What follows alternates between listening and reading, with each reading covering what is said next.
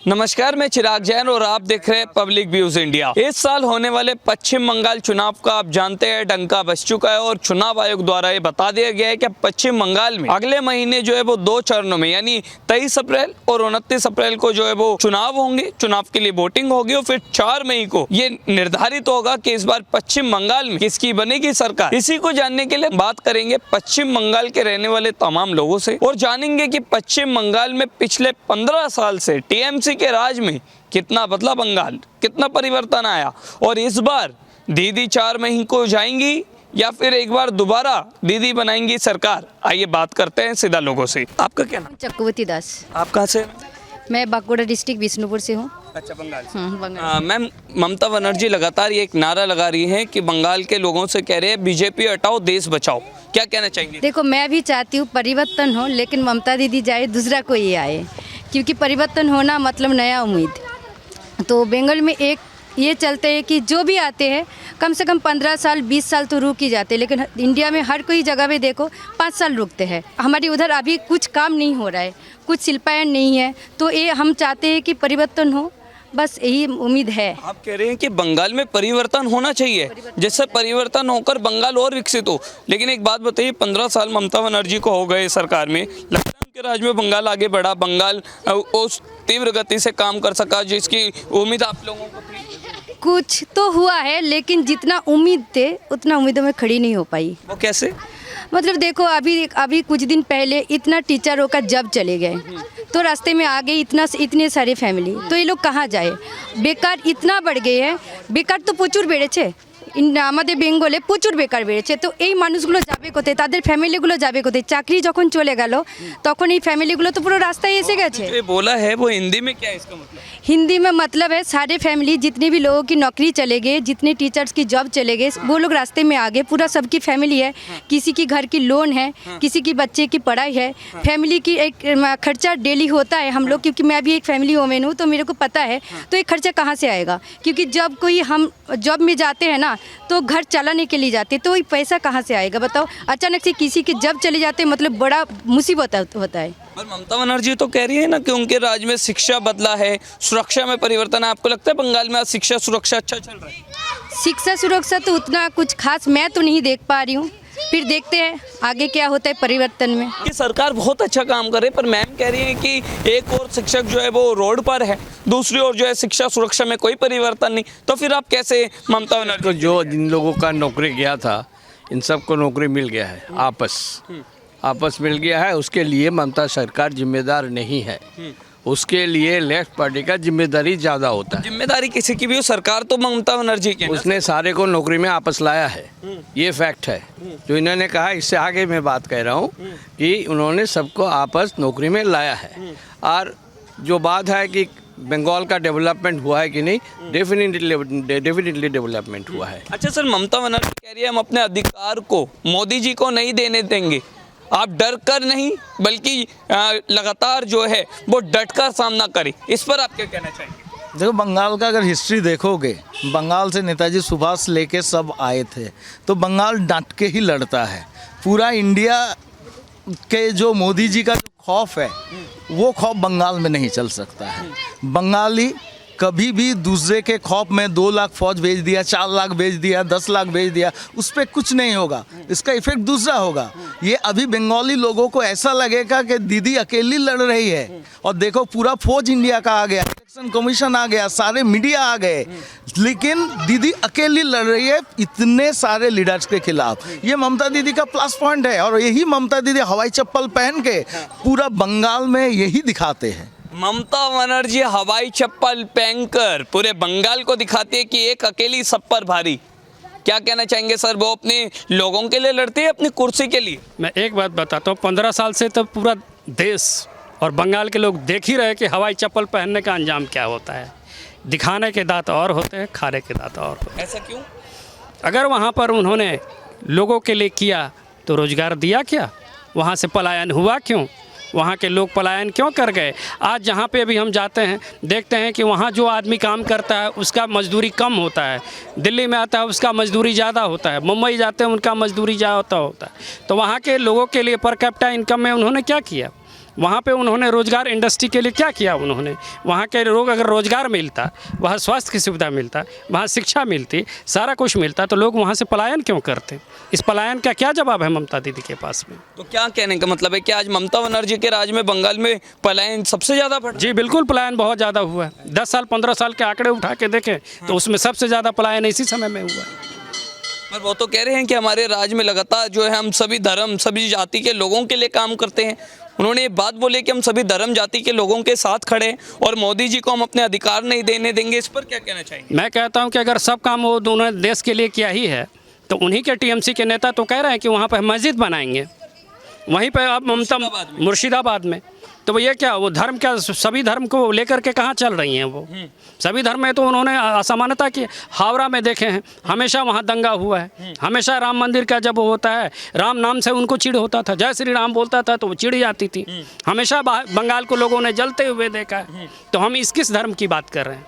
यह एक सांप्रदायिकता की बात करती हैं, किसी एक धर्म विशेष गुट निरपेक्ष की बात, धर्म निरपेक्ष की बात करती, किसी खास धर्म विशेष की बात। ममता बनर्जी वोट बैंक की राजनीति, जी बिल्कुल वोट बैंक की राजनीति की ही बात करती है। क्या कहना चाहिए? मैं इन्होंने अभी जो बोला एकदम सही बात बोला कि हुमायूं कबीर करके एक एमएलए था, वो अभी बाबरी मस्जिद बनाने गया बंगाल में। पहली बात है, आपको तो पता है इंडिया में सारे पार्टी के पास फंड किसका सबसे ज़्यादा है। हर इलेक्शन में कुछ कुछ के ऊपर पैसे लगाए जाते हैं। आज के डेट में वो हुमायूं कबीर जिसने वहाँ पे मस्जिद बनाने का बात किया था, उसको वाई कैटेगरी का हमारे होम मिनिस्टर अमित शाह जी ने उसको सिक्योरिटी दिया। अब बताओ इसमें गोटाप आपको मिल रहा है कि नहीं? आप क्या कहना चाहिए? मैं कहता हूं कि अगर अभी हुमायूं कबीर की हत्या हो जाती है चुनाव के समय में, इसका वोट का फ़ायदा किसे मिलेगा? तो एक गृह मंत्री होने के नाते कर्तव्य होता है कि जो भी वहाँ पर पॉलिटिकल नेतृत्व करते हैं उनका हिफाजत की जाए। लेकिन बात यहाँ पर जो है हुमायूं कबीर की नहीं, बात हो रही है बंगाल के चुनाव की। मैम, लगातार ये देखने को मिल रहा है ममता बनर्जी जो है वो ये कह रही हैं कि मैं बंगाल की महिलाओं को 1000 की जगह 1500 दूंगी। जो हमारे पंडित है, जो मौलाना है, उन सब की जो है एग्रीमेंट की जाएगी। वो लगातार इन तरह की योजनाएं जो है उनका वादा कर रहे हैं। क्या कहना चाहेंगे? ये सिर्फ चुनावी वादा है या फिर वो सच में काम कर? देखो, भाता दे रहे जो वो दे रहे वो मैं अभी मान रही हूँ, क्योंकि बहुत सारे लेडीज़ को मिलते हैं। लेकिन बात ये है, भाता की जगह पे लोग इंडस्ट्रियल कुछ काम होगा तो बहुत सारा ना लड़का लोगों को, लेडीज़ लोगों को काम मिलेगा। तो काम होना ज़रूरी है। भाता से पेट नहीं चलते हैं, ठीक है? भाता एक मतलब क्या है, वो भिक्षा जैसा है। आप मतलब हर महीना हाँ कर मतलब पूरा महीना भर बैठे रहो, आपके खाते में आ रहे 1500 रुपया, 1200 रुपया, 1000 रुपये जो भी है। लेकिन ये नहीं चाहिए। बंगाल के लोगों को जॉब चाहिए, नौकरी चाहिए, नौकरी दो, कुछ काम दो, ये चाहिए। ममता बनर्जी कह रही है हम अपने अधिकारों को मोदी जी को नहीं देने देंगे। मोदी जी जो नफरत फैलाने की नापाक कोशिश करते हैं उसे हमें जो है उस पर लड़ना है, उस पर काम करना है। क्या कहना चाहेंगे? वो तो पब्लिक तय करेंगे 4 तारीख को। अच्छा, यानी आप कह रहे हैं कि ममता बनर्जी की बात नहीं, आपकी वोट तय करेगी 4 मई को किसकी बनेगी सरकार? हम तो चाहते हैं परिवर्तन, तो कोई उधर दूसरा आए, भाजपा सरकार आए। क्यों हम नहीं हो पाता परिवर्तन बंगाल में? बंगाल में यही एक ट्रेंड चलता है। हमेशा मैं बचपन से देखती हूँ, जो भी आते कम से कम 15-20 साल उन्हीं के सरकार राज चलते हैं। तो इनका भी 15 साल हो गया, तो हम चाहते हैं कि नया उम्मीद, नया परिवर्तन कुछ तो हो। क्या लग रहा है इस बार सरकार किसकी बने? सरकार जो बनेगी वो तो मैं नहीं बता सकता, लेकिन मेरा समझ ये कह रहा है जो लोगों का जो ट्रेंड है, या आप बताइए कि लोग जो सोच रहे हैं, या जो डेवलपमेंट 15 साल में पश्चिम बंगाल में हुआ है, तो कायदे से जो वर्तमान सरकार है उसी को दोबारा रिटर्न करना चाहिए।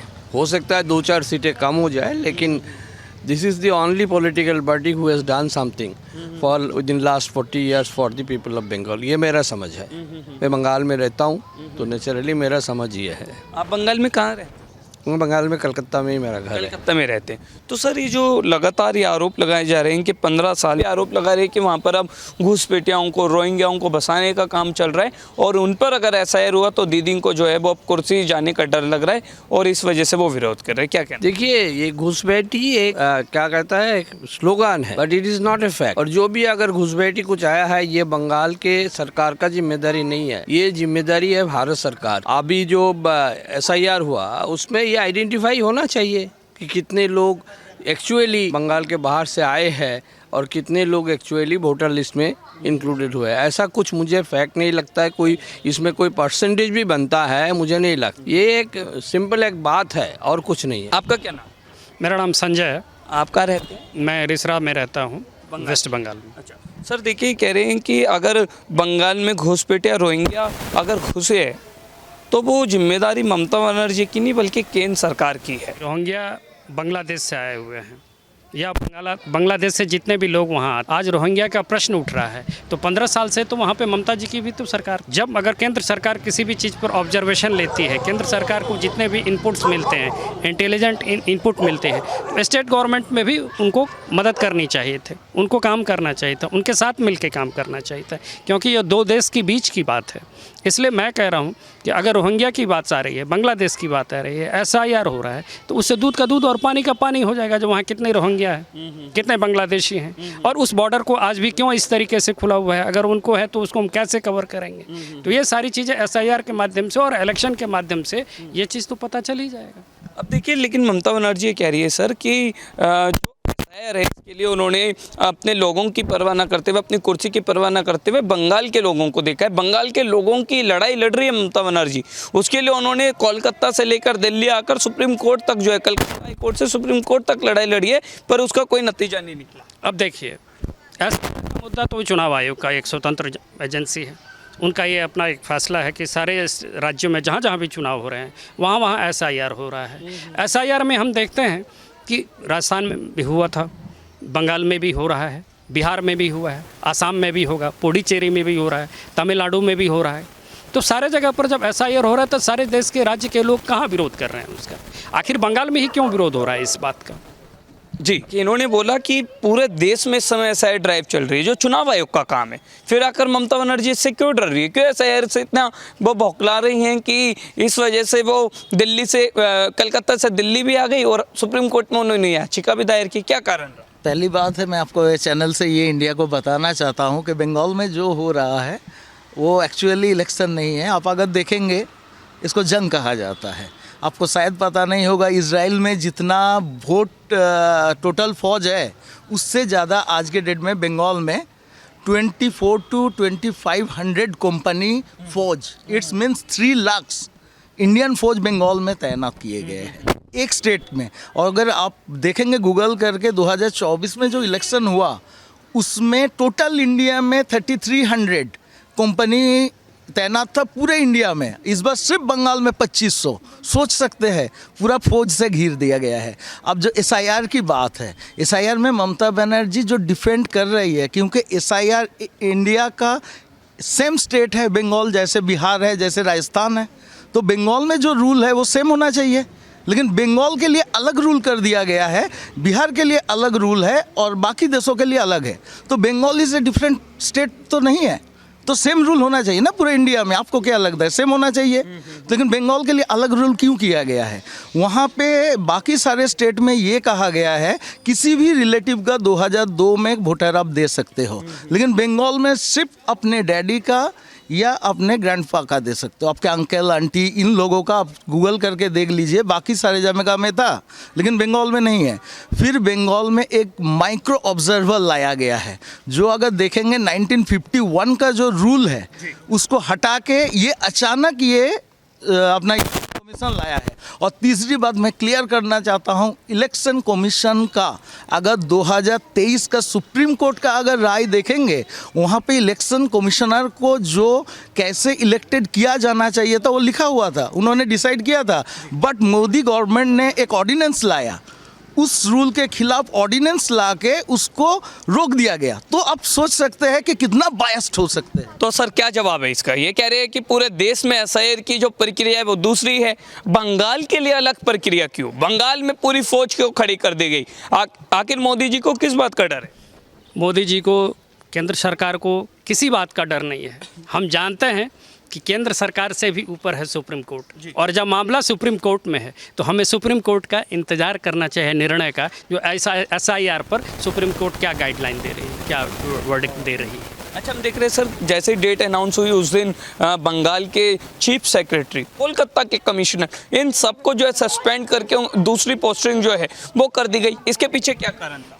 मैं कह रहा हूं कि चुनाव आयोग का ये नैतिक कर्तव्य होता है, उनका दायित्व है, संवैधानिक दायित्व है कि वो किसी भी क्षेत्र में जाकर के जब किसी भी राज्य में जाकर जब चुनाव कराती है तो उनके लॉ एंड ऑर्डर सबसे महत्वपूर्ण होते हैं।